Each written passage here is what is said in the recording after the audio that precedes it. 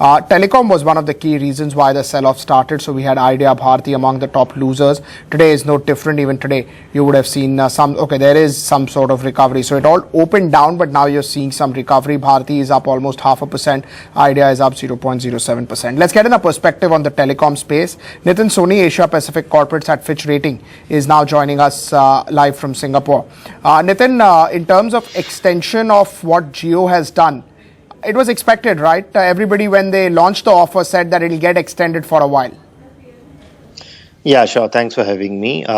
Yes, I think there was some expectations that Jio is going to offer 3 months more free services. But I think this is unprecedented, having a new entrant in the telecom sector, and it's offering about 7 months of free services. I don't think it has ever happened in any other part of the world. And this is clearly, negative for the incumbent telcos. So we have a negative outlook on the sector, and we believe that, such a fierce competition in the next 12 months is going to affect the EBITDA margins of incumbent telcos by 150 to 200 basis points. Right. In terms of the offer that came in, do you think it's a better offer? It's a much more refined offer, and that's why it may see good traction?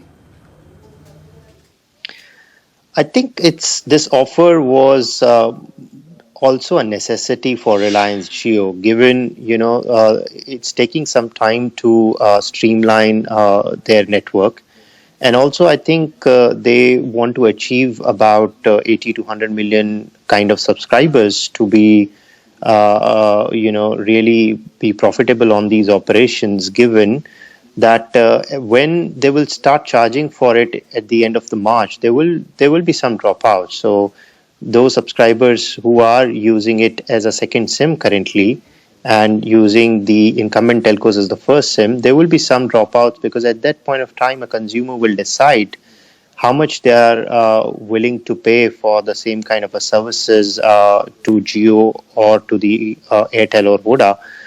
But I think as long as it is free, I mean, that's why Jio has been gaining a lot of subscribers. They have already reached at about 52 million subscribers, and I think the growth will be significant till the end of March.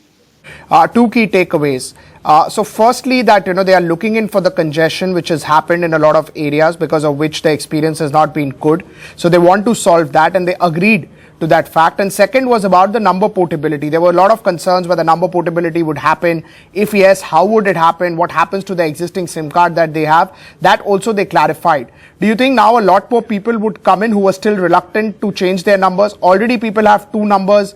Largely a lot of people have two numbers. So they may convert the one number which is not very frequently used into Reliance GSM. And that, do you think, will lead to growth? So my sense is that subscribers have been using Jio as a second SIM, and they will continue to do that till the end of March.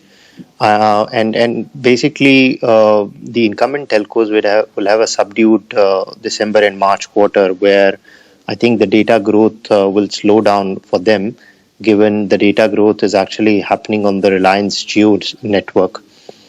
And I think Jio, given, they are a data-centric network, and when they will start charging at the end of the March, I think a consumer will decide that their monthly telecom spend, which is, on an average is about 180 to 200 rupees for a blended revenue per user, they will decide at that point of time whether they will like to stick with Jio or go with Airtel. If you compare the tariff plans which has been launched by Jio, it is, I think, cheaper by at least 15 to 20% than the existing tariffs offered by the incumbent telcos. Especially per GB, a tariff is cheaper, because I think the average cost per GB for Jio comes out to be about 65 to 75 rupee levels, while it's at 50 at the top end of the package. So they are really making subscribers hooking onto the usage of more data consumption, and hoping that the average data consumption, which is very low at 1 GB per user per month right now, to increase to about 3 GB. So I think that trend we are going to see in gradually in future. As far as largely this last time when we saw this offer in September, the very next day you had mails from Bharti, mails from Idea, trying to give you better offers on data, especially focused on stickiness of the customer.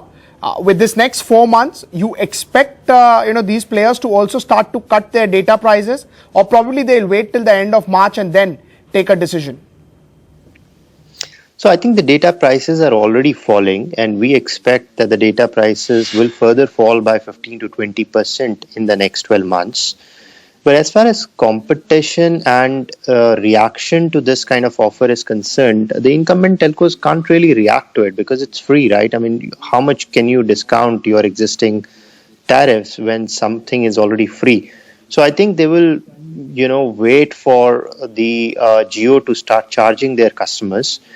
And while Jio's plans are slightly cheaper than the incumbent's average revenue per user, but remember, Jio also has to make money into this market. They have invested about 16-17 billion dollars so far, and they're going to invest another $2-3 billion in this venture.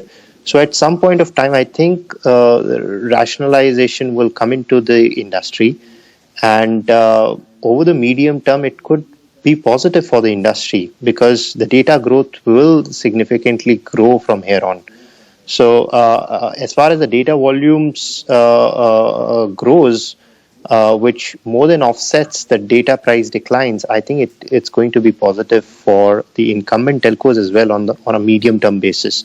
But yes, there will be a lot of pain in the short term. Right. In terms of Jio, say for the next 3 months, if the experience is better, there will be some customer stickiness. A lot of people would tend to stay with Jio again, even after March. I think you'll have to really look at the experience because their network is currently empty and only 50 million subscribers are using it. And while the data consumption is very high, I mean, they do have a large network capacity. But I think the real test of the user experience will come when you will have about more than 100 million subscribers and people will start paying for it. A subscriber won't mind a poor quality as long as it is free, but he will be really sensitive to a poor quality when he will be paying for the usage. So I think in the medium term, we'll have to look at the quality of experience, and I think that will determine the incremental market share for Reliance Jio after March. They do have network advantage. Jio has the ownership on the 800, 850 megahertz, which is a very, very efficient spectrum assets. Bharti is well positioned to compete in that segment, given they have about 40% ownership on the 900 megahertz spectrum. And they also have sufficient spectrum assets after they have recently acquired spectrum in the auction. And they have done a couple of deals with Aircel and Videocon to acquire more spectrum assets. So I think weaker players will really face some challenges, Idea and Reliance Communication. Idea doesn't have a 4G pan-India spectrum assets, while Reliance Communication, which is in the process of merging its wireless operations with Aircel, could also face challenges while competing with cheaper services offered by Jio. Right. Thank you so much, Nitin, for giving us your perspective on what happens to the telecom space.